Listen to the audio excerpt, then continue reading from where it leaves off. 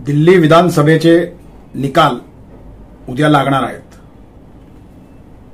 उद्या या वेळेपर्यंत सर्व कल आपल्या हाती आलेले असतील आणि दिल्लीत कोण सत्ता स्थापन करतंय, आम आदमी पक्ष पुन्हा एकदा तिसऱ्यांदा सत्ता स्थापन करून हॅट्रिक साधतंय का भारतीय जनता पक्ष 27 वर्षाचा वनवास संपवून आपल्या हाती सत्ता घेतंय, हे उद्या या वेळेपर्यंत चित्र स्पष्ट झालेलं असेल।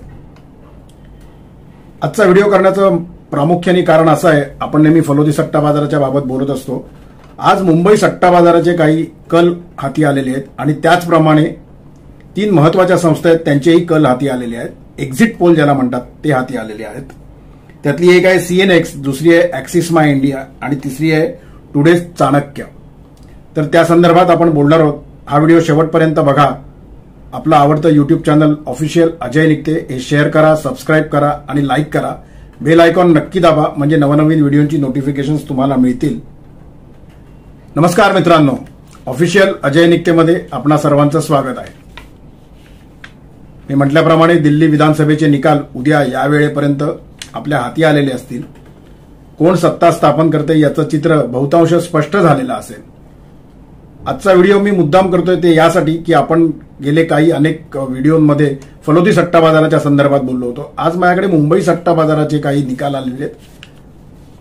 थोडे आश्चर्यकारक म्हणायला हरकत नाही, त्या संदर्भात आपण बोलूयाच। पण त्याच जोडीने महत्त्वाचे म्हणजे 3 ज्या संस्था आहेत, ज्या नावाजलेल्या संस्था आहेत, ॲक्सिस माय इंडिया, CNX आणि टुडेज चाणक्य, यांचे देखील एक्झिट पोल माझ्या हाती आलेले आहेत। अर्थात 24 तासाचाच प्रश्न आहे, 24 तास देखील आता राहिलेले नाहीयेत। उद्या एक्झिट पोलच्या ऐवजी एक्झॅक्ट पोल आपल्या हाती आलेले असतीलच, पण तरी देखील या 3 महत्त्वाच्या संस्था आणि मुंबई सट्टा बाजाराचा काय रोख आहे तो प्रेक्षकांपर्यंत पोहोचावा म्हणून हा व्हिडिओ करतोय। तर आपण सर्वात पहिले मुंबई सट्टा बाजार काय म्हणतोय ते बघूया। मुंबई सट्टा बाजाराने भारतीय जनता पक्षाला 30 ते 35 जागा मिळतील यासाठी 19 पैशाचा ज्याला म्हणता येईल की रेट किंवा ज्याला म्हणता येईल की दर किंवा ज्याला म्हणता येईल की एक आकडा ठरवलेला आहे। 35 ते 40 जागा भारतीय जनता पक्षाला मिळतील यासाठी त्यांनी 26 पैशाचा दर ठरवलेला आहे। 30 पेक्षा कमी जागा भारतीय जनता पक्षाला मिळतील यासाठी त्यांनी 33 पैशाचा दर ठरवलेला आहे आणि 40 पेक्षा जास्त जागा मिळतील भारतीय जनता पक्षाला यासाठी मुंबई सट्टा बाजारांनी 98 पैशाचा दर ठरवलेला आहे। लक्षात घ्या, हा सट्टा बाजाराचा आहे। जसा फलोदीचा सट्टा बाजार आहे तसंच मुंबई सट्टा बाजार देखील प्रामुख्याने देशभरामध्ये प्रसिद्ध आहे या सर्व आकडेवारीसाठी। हा सट्टा बाजार देखील फलोदी सट्टा बाजारासारखाच निवडणुकांवरती विविध राज्यांमधल्या आणि देशाच्या आणि क्रिकेटच्या सर्व प्रकारच्या मॅचेस आणि फुटबॉलच्या सर्व प्रकारच्या मॅचेस, त्याचप्रमाणे हवामानाचा अंदाज देण्यासाठी प्रसिद्ध आहे आणि त्यामुळेच आपण यावेळेला फलोदी सट्टा बाजाराच्या जोडीनेच मुंबई सट्टा बाजाराची आकडेवारी देखील तुमच्यापर्यंत पोहोचवण्यासाठी मी काल त्यांच्याशी बोललेलो होतो। आज सकाळी देखील बोललो, तर आज सकाळी त्यांनी हा आकडा दिलेला आहे। आम आदमी पक्षाला 36 पेक्षा जास्त जागा मिळतील यासाठी त्यांनी 24 पैशाचा दर दिलेला आहे। 35 ते 45च्या दरम्यान जागा मिळतील यासाठी त्यांनी 21 पैशाचा दर दिलेला आहे।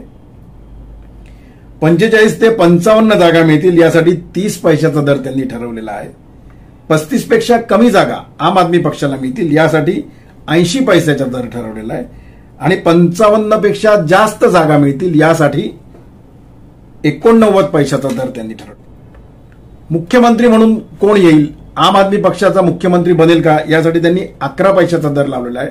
याचा अर्थ आम आदमी पक्षाचा मुख्यमंत्री बनण्याची शक्यता त्यांच्या दृष्टीने 11 पैसे एवढेच दर त्यांनी ठेवलेला आहे। भारतीय जनता पक्षाचा मुख्यमंत्री बनेल का, तर यासाठी त्यांनी 49 पैशाचा दर ठेवलेला आहे आणि काँग्रेससाठी त्यांनी 3 रुपयाचा दर ठेवलेला आहे। याचा अर्थ काँग्रेसचा मुख्यमंत्री बनणार नाही याची मुंबई सट्टा बाजाराला खात्री आहे आणि त्यामुळे त्यांनी त्याला 3 रुपये एवढा दर दिलेला आहे। काँग्रेसच्या जागा किती येतील, 0 ते 5 एवढ्या जागा त्यांना मिळू शकतील का, तर यासाठी त्यांनी 8 पैशाचा दर ठेवलेला आहे। 6 ते 10 याच्यामध्ये काँग्रेसला जागा मिळतील का यासाठी त्यांनी 75 पैशाचा दर ठेवलेला आहे। तर 10 पेक्षा जास्त जागा काँग्रेसच्या येऊ शकतात का यासाठी त्यांनी 3 रुपयाचा दर ठेवलेला आहे। याचा अर्थ 10 पेक्षा जास्त जागा काँग्रेसच्या येणार नाहीत, त्यामुळे त्यांना जास्त दर ठेवलेला आहे. हा आहे मुंबई सट्टा बाजाराचा कल. मी पुन्हा एकदा सांगतो, हा सट्टा बाजाराचा कल आहे. इथे कुठल्याही प्रकारचं राजकीय विश्लेषण किंवा असं काही केलेलं जात नसतं. त्यामुळे याच्याकडे फक्त सट्टा बाजाराचा कल, सट्टा बाजाराची आकडेवारी याच दृष्टिकोनातनं आपल्या प्रेक्षकांनी बघावं, हे मी इथे निक्षून सांगतोय, जाणून बुजून सांगतोय. फलोदी सट्टा बाजाराच्या व्हिडिओमध्ये देखील मी तुम्हाला या संदर्भात सांगितलेलं होतं की या सट्टा बाजारांच्या कलाकडे, सट्टा बाजारांच्या आकडेवारीकडे केवळ सट्टा बाजार या दृष्टिकोनातच बघा. आता आपण जे महत्वाचे 3 संस्था मी तुम्हाला मगाशी ज्या म्हणाल्या त्यांनी काय आकडेवारी सांगितली, त्यांचा काय एक्झिट पोल आहे ते बघूया. मी पुन्हा मगाशी म्हणाल्याप्रमाणे आज आपण एक्झिट पोल बघूया. उद्या या वेळेपर्यंत एक्झॅक्ट पोल आपल्या हाती आलेले असतील, पण तरी देखील प्रेक्षकांना काही कळावं म्हणून आपण हा व्हिडिओ करतोय. हे सगळे कल येण्यामागचे किंवा ही सगळी आकडेवारी येण्यामागची कारणं जी आपण लक्षात घेतली पाहिजेत. अर्थात त्याच्यामध्ये एक्झिट पोल आणि एक्झॅक्ट पोल किंवा ओपिनियन पोलचा संबंध किंवा संदर्भ नाही. एक जे सजग प्रेक्षक आहेत, ज्यांना राजकारणातलं थोडेफार काही त्याला म्हणता येईल की ज्ञान आहे किंवा राजकारणाच्या संदर्भातल्या ज्या बातम्या किंवा ज्या संदर्भातलं आकलन त्यांना होतं, त्यांना हे कळू शकतं की गेली 11 वर्षाची अँटी इन्कम्बन्सी ही आम आदमी पक्षाच्या विरोधात आहे आणि त्यामुळे आम आदमी पक्षाची मतं घटू शकतात अँटी इन्कम्बन्सी असल्यामुळे. आणि अँटी इन्कम्बन्सी असल्यामुळे जर का ती मतं घटली तर त्या जागा कितपर्यंत घटतील याच्यावरती आपलं लक्ष राहणार आहे. जर का 62 वरून आम आदमी पक्ष खाली घसरला तर तो किती घसरतो याच्यावरती अँटी इन्कम्बन्सीचा फटका त्यांना किती बसला हे आपल्याला कळणार आहे. तर त्याचप्रमाणे भारतीय जनता पक्ष गेल्या वेळेच्या 2020च्या निवडणुकीच्या पासून 8 जागा ज्यांना मिळाल्या होत्या त्याच्यावरनं कितपत वर जातो, किती जागा जास्त मिळवतो, त्याच्यावरनं भारतीय जनता पक्षाला, आम आदमी पक्षाला बसलेल्या अँटी इन्कम्बन्सीच्या फटक्याचा फायदा किती होतो हे आपल्या लक्षात उद्या या वेळेपर्यंत आलेलं असेल. आणि म्हणूनच मी सारखं म्हणतोय की आजचा जरी हा एक्झिट पोलची आकडेवारी मी तुमच्या समोर मांडत असलो तरी उद्या एक्झॅक्ट पोल हा आपल्याला उद्या मिळणारच आहे. आता आपण जे मी तुम्हाला मगाशी म्हणालोय त्याप्रमाणे अँटी इन्कम्बन्सीमुळे आम आदमी पक्षाची हॅट्रिक हुकतेय का आणि भारतीय जनता पक्षाचा 27 वर्षाचा वनवास संपतोय का हे उद्या आपल्याला कळेलच.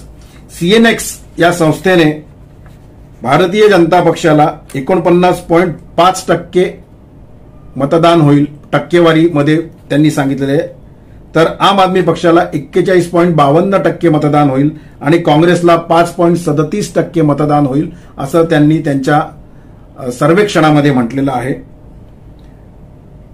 याच संस्थेने, सीएनएक्स संस्थेने आम आदमी पक्षाला 10 ते 9 जागा मिळतील असं सांगितलेलं आहे आणि भारतीय जनता पक्षाला 49 ते तब्बल 61 जागा मिळतील असा सीएनएक्सचा आजचा म्हणजे काल संध्याकाळी, काल रात्री आलेला सर्वे, आज सकाळी त्यांनी ती आकडेवारी जाहीर केली, तो सांगतोय. ॲक्सिस माय इंडियाने देखील त्यांचा सर्वे जाहीर केलेला आहे, एक्झिट पोल जाहीर केलेला आहे.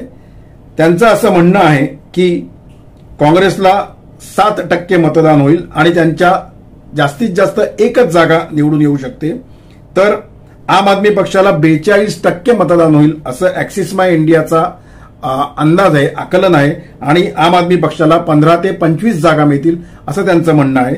तर भारतीय जनता पक्षाला 48% एवढं मतदान होईल आणि त्यांच्या जागा या 45 ते 55च्या दरम्यान मिळू शकतात असं ॲक्सिस माय इंडियाचं आकलन, ॲक्सिस माय इंडियाची आकडेवारी आहे.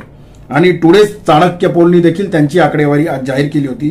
त्यांचं असं म्हणणं आहे की भारतीय जनता पक्षाला 49% एवढं मतदान होईल आणि त्यांची आकडेवारी, जागांची संख्या ही 45 ते 57च्या दरम्यान असू शकेल, तर आम आदमी पक्षाला 41% मतदान होईल आणि त्यांची संख्या ही 13 ते 25च्या जागांच्या दरम्यान असू शकेल आणि काँग्रेसला टुडेज चाणक्य पोलनी 10% मतदान होईल असं सांगितलेलं आहे. जर का ते 10% मतदान झालं, मागच्या टर्मला 4.26% मतदान एवढंच काँग्रेसला झालं होतं, जर का ते 10% वाढलं तर त्यांची जागेची संख्या ही 3 पर्यंत जाऊ शकते. पण, आणि हा पण अत्यंत महत्वाचा आहे, आणि काँग्रेसला वाढलेल्या टक्केवारीमुळे आम आदमी पक्षाचं जागा, आम आदमी पक्षाची टक्केवारी ही घसरलेली असल्यामुळे आम आदमी पक्षाच्या जागा कमी होऊ शकतात आणि त्याचा फायदा भाजपला होऊ शकतो, हे इथे आपण लक्षात घेतलं पाहिजे.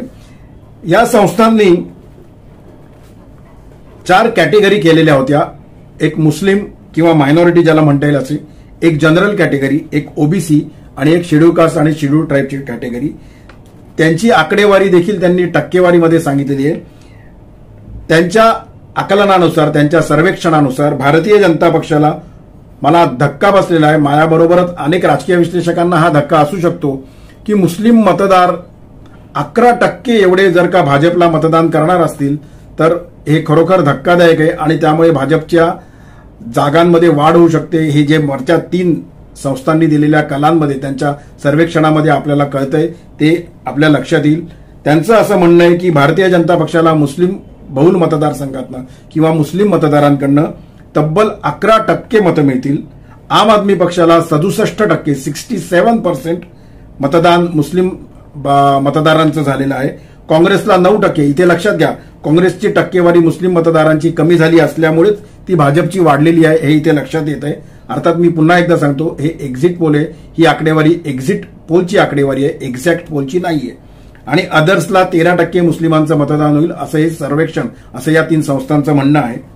जनरल कॅटेगरीमध्ये 52% मतदान हे भाजपला होईल, 36% मतदान हे आम आदमी पक्षाला होईल, 3%, केवळ 3% मतदान हे काँग्रेसला होईल आणि अदर्सला काँग्रेसपेक्षा जास्त 9% मतदान होईल. लक्षात घ्या, अदर्समध्ये AIMIM येतं, हे लक्षात इथे घेतलं पाहिजे. आणि म्हणूनच मी मुस्लिमांचं पण मगाशी जे म्हणालो की 13% मुसलमानांचं मतदान हे अदर्सला त्यांनी दाखवलेलं आहे, त्याच्यामध्ये AIMIM असू शकते.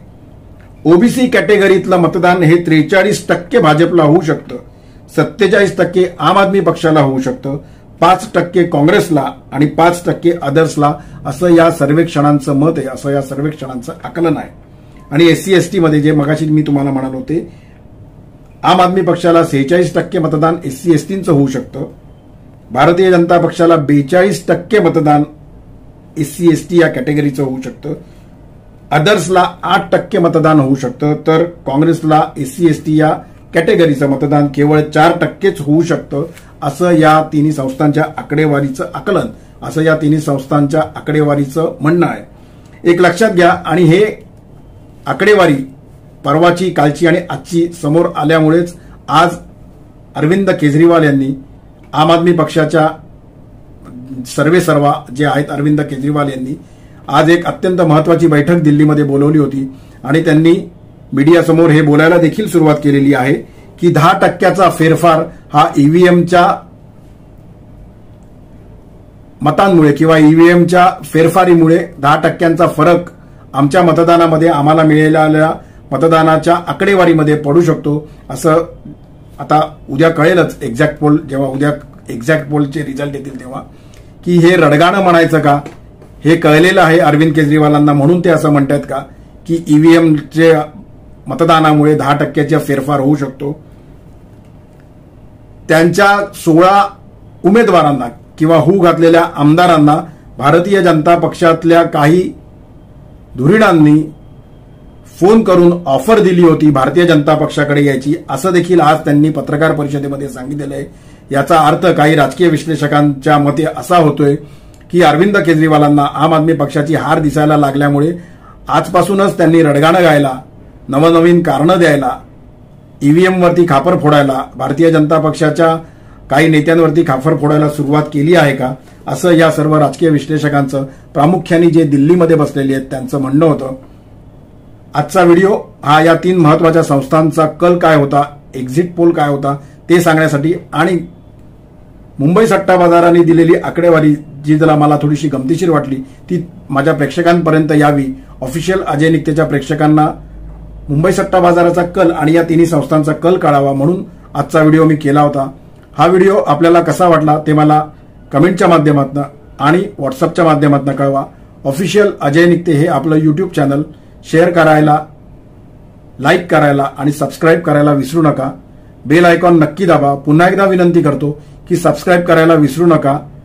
व्ह्युअर्स वाढत आहेत पण सबस्क्रिप्शन कमी आहे आणि त्यामुळे पुन्हा एकदा विनंती करतोय की सबस्क्राईब करा. तोपर्यंत आपली रजा घेतो. धन्यवाद.